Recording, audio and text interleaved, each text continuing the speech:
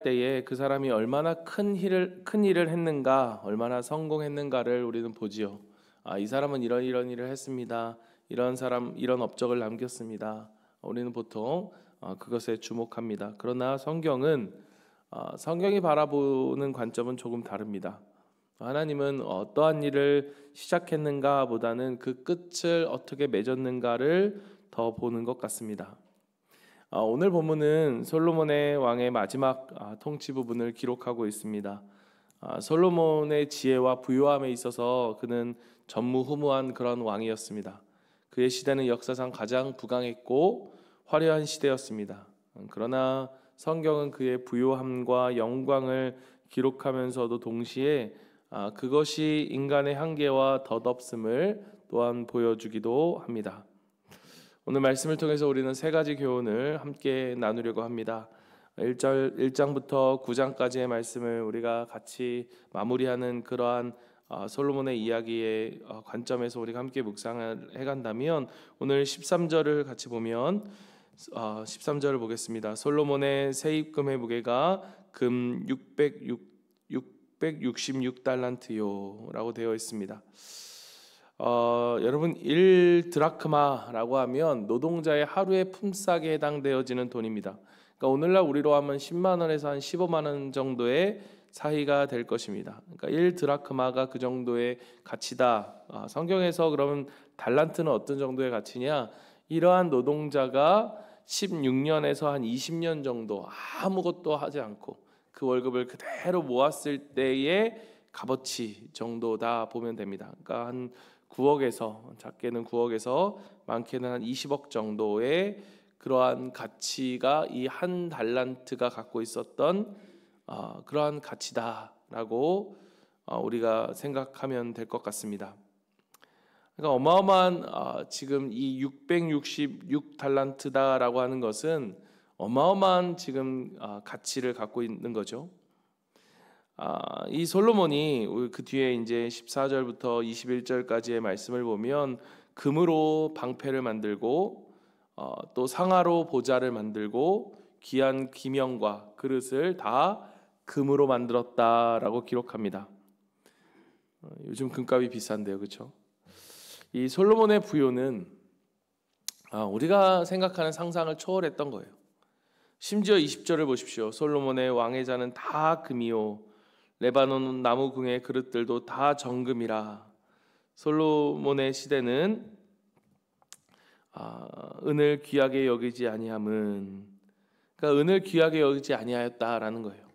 그러니까 은이 아무것도 아닐 정도로 금이 흔했던 시대. 세상의 모든 왕들이 솔로몬을 부러워할 수밖에 없었죠.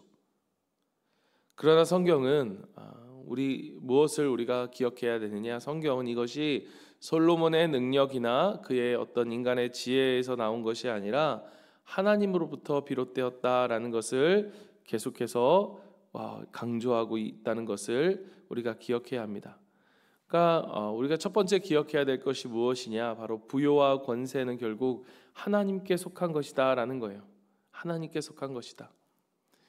여러분 역대하 29장 12절 말씀이 뭘 우리가 생각해 보면 부와 귀가 주께로 말미암고 주는 만물의 주제시라라고 이야기합니다. 그러니까 부귀가 주께로 말미암고 주는 만물의 주제시다. 우리가 열심히 해서 무언가를 이루었다라고 말할 수 있는 것은 사실 없다는 거죠. 우리가 누릴 수 있는 건강, 우리가 가지고 있는 모든 것들, 우리의 자녀가 잘 되어지는 것, 또 우리가 이루는 모든 것들이 결국은 하나님의 손으로부터 온 선물이라는 것을 우리는 인정해야 합니다. 그렇다면 여러분 우리가 우리의 삶에서 무엇을 구하고 무엇을 추구하며 살아가야 할까? 여러분 그 답은 우리의 성경은 우리에게 분명히 이야기해줘. 이 모든 것이 하나님으로부터 왔다면 우리는 그 하나님으로부터 오는 그것을 구하고 추구하는 삶이 아닌 하나님 그분 자체를, 지혜의 근본이신 하나님을 구하고 하나님을 소유한 백성으로 살아가는 것, 그게 가장 지혜로운 것이라는 사실을 우리는 알 수 있습니다. 두 번째는 이 지혜와 부요는 목적이 아니라 도구라는 것입니다. 22절부터 28절까지의 말씀입니다. 이 본문은 솔로몬의 명성과 지혜가 온 세상에 퍼지고 있음을 기록합니다. 각 나라의 왕들이 와서 솔로몬의 지혜를 듣기를 원했고요. 그 지혜를 듣고 그에게 예물을 바쳤습니다. 23절 24절 보겠습니다. 23절 천하의 열왕이 하나님께서 솔로몬의 마음에 주신 지혜를 들으며 그의 얼굴을 보기 원하여 각기 예물을 가지고 왔으니 곧 은그릇과 금그릇과 의복과 갑옷과 향품과 말과 노새라. 해마다 정한 수가 있었더라. 또한 그는 국제무역을 통해서 부를 축적하고 나라를 강하게 합니다. 겉으로 보면 이 모든 것은 솔로몬이 성공한 모습 그리고 그로부터 기인한 것으로 보여집니다. 그러니까 솔로몬의 영광이 얼마나 대단했는지를 보여주지만 우리가 잊지 말아야 될 것이 무엇이냐? 바로 23절 말씀이죠. 하나님께서 솔로몬의 마음에 주신 지혜를 들으며, 이 지혜가 누구로부터 왔다는 것입니까? 하나님으로부터 왔다는 거예요.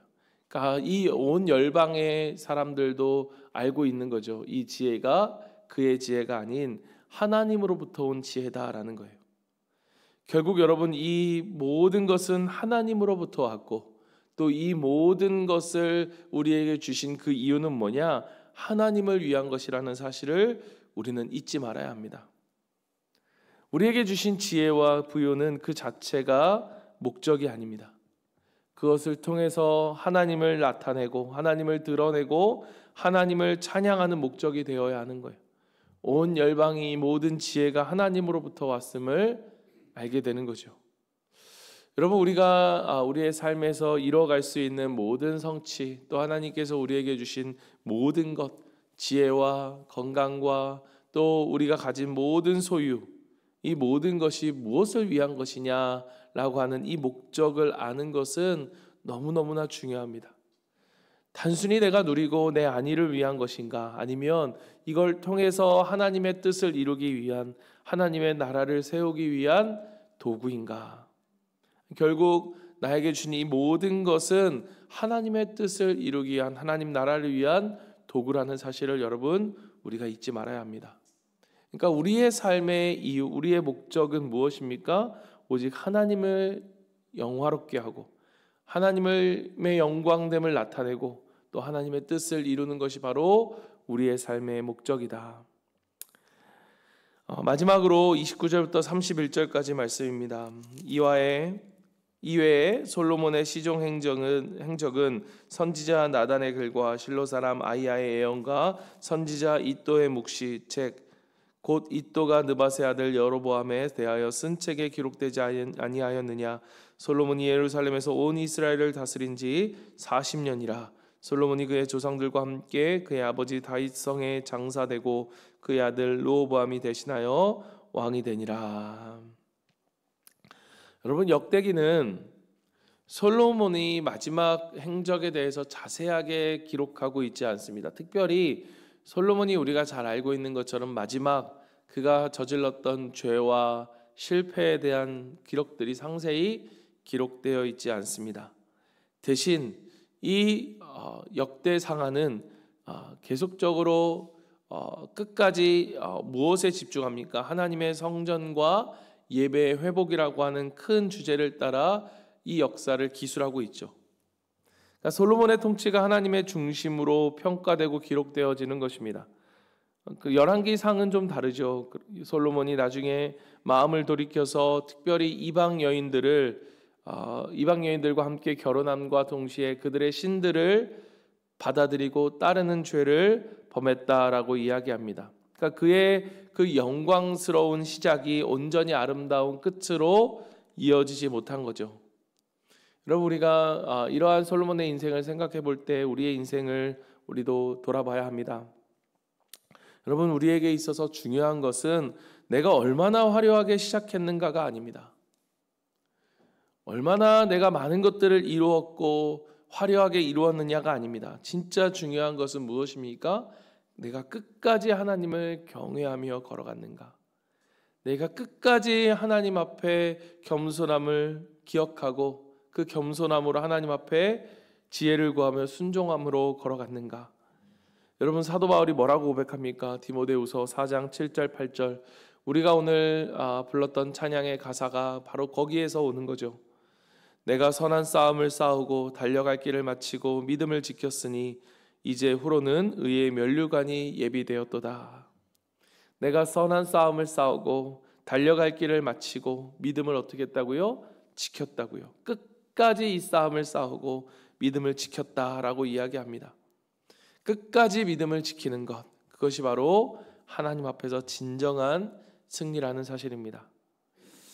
말씀을 마무리하겠습니다. 사랑하는 성도 여러분, 오늘 말씀 우리가 솔로몬의 인생을 통해서 우리가 1장부터 9장까지 보면 이 솔로몬의 영광과 동시에 마지막 그의 한계를 우리는 기억해야 합니다. 하나님이 오늘 우리에게 이렇게 말씀하신다고 저는 믿습니다. 이 솔로몬의 인생을 통해서 무엇을 이야기하시는가? 부요와 권세는 결국 하나님께 속한 것이다. 그 지혜와 부요, 우리에게 주신 그 지혜와 부요는 그것 자체가 궁극적인 목적이 아니라 하나님의 영광을 위한 도구이다. 그리고 마지막 그 모든 인생의 평가는 끝까지 우리가 하나님을 경외함으로 비롯되어진다. 여러분, 우리가 솔로몬의 영광보다 더 큰 영광이 우리 가운데 있습니다. 그것은 끝까지 우리가 믿음을 지켜 주님 앞에 서는 거예요. 오늘도 하나님을 경외함에 있는 그 길에 서서 마지막까지 하나님을 높이고 경외하는 저와 여러분이 되기를 간절히 바랍니다. 우리가 이 말씀을 가지고 우리가 기도할 때에 여러분, 우리가 세 가지를 기도합니다. 첫 번째는 우리에게 겸손한 마음을 달라고. 여러분, 우리에게 있는 모든 것이 하나님으로부터 왔음을 인정하는 거예요. 여러분, 이 마음을 잊지 않는 것입니다. 이곳을 보내신 것도, 나에게 맡기신 사역도, 나에게 주신 이 모든 재물도 내가 똑똑해서, 내가 잘 알아서, 운이 좋아서가 아니라 하나님의 은혜라는 것, 이 모든 것이 하나님으로부터 왔음을 인정하는 것. 두 번째는 청지기의 삶입니다. 지혜와 부요를 그 자체를 목적으로 삼지 않고 하나님께서 나에게 맡겨주셨기에 하나님을 위한 도구로 사용되어지는 것. 하나님, 그러한 청지기의 삶을 하나님 내가 잊지 않고 살아가게 하소서. 마지막은 끝까지 경외하는 믿음입니다. 우리가 시작뿐 아니라 마지막까지 하나님을 경외하며 이 길을 걸어가게 해달라고 우리 이 시간 이 세 가지를 우리 말씀을 놓고 기도하고요. 오늘 우리가 많은 목장들이 오늘 모임을 하게 됩니다. 오늘 목장 모임 속에서 우리가 함께 함을 통해서 또 위로를 얻고 우리에게 주신 이 청지기의 삶을 함께 살아가기를 같이 위로하고 격려하는 그런 귀한 천국 가족의, 하늘 가족의 만남의 시간들이 될 수 있도록 여러분, 우리 목장 모임을 위해서 기도하고 또 목장에 있는 우리 목원들의 기도 제목과 오늘 우리 목원 식구들이 정말로 이렇게 솔로몬처럼 하나님 주신 지혜와 축복이 하나님께로부터 왔다는 것을 우리가 기억하고 마지막까지 솔로몬과는 다르게 끝까지 하나님을 경외하며 살아가는 그러한 우리 목장의 모든 식구들이 될 수 있도록, 우리 자녀들이 될 수 있도록 기도해 주시고, 우리 주일날 있을 우리 예배를 위해서도 여러분 기도해 주시고, 또 내일 있을 우리 당의 우리 장로님들과 우리 그러한 만남을 통해서 우리 교회가 또 앞으로 어떻게 하나님의 뜻을 찾아가고 구해가고 이루어가야 할지 우리가 하나님으로부터 듣는 귀한 시간들이 될 수 있도록 되게 해달라고 이 시간 같이 한번 기도하고 각자의 기도 제목을 가지고 기도하며 나아가겠습니다. 기도하겠습니다. 사랑의 하나님 아버지, 감사합니다. 주님, 우리에게 듣는 마음을 허락하여 주시옵소서. 하나님, 주님 말씀을 듣길 원합니다. 주님의 뜻을